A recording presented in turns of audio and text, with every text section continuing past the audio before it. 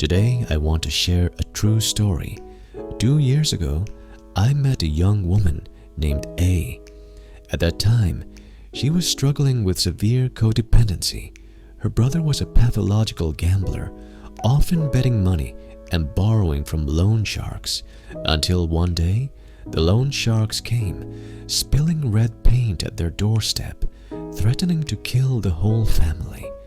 The family was terrified and began repaying the debts. I realized what started as a need to repay 120,000 had turned into a cycle of borrowing and gambling, ultimately leading to a debt of 1 million. I told A, if everyone becomes her brother's savior, taking on his responsibilities, then he will not need to take responsibility himself. He will naturally continue to gamble recklessly. This makes sense because if he wins big, he could turn his life around. Even if he loses, his family will help him find the money. So, the savior mentality often turns love into harm. In fact, for every friend struggling with addiction, there is often an unwilling savior behind them. A was not just a savior to her brother, but also to her husband. A often complained that her husband was selfish and irresponsible, frequently needing her to handle his client work, and he often drank too much. 2 years ago, A learned about healthy boundaries.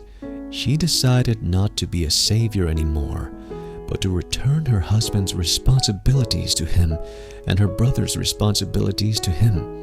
The key was to express this with love, clearly telling her brother, "Brother, I love you, and I will always support you, but I cannot bear your debts. I'm sorry, this is your responsibility. I will not carry your burdens anymore. You need to face the consequences."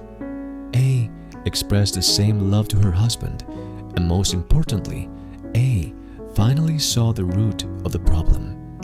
When she was young, her father had passed away.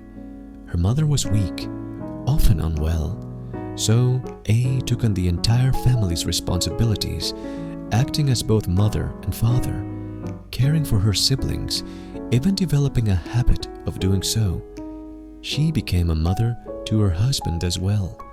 A always carried others' burdens, which made her life very difficult and led those around her to feel entitled to be irresponsible.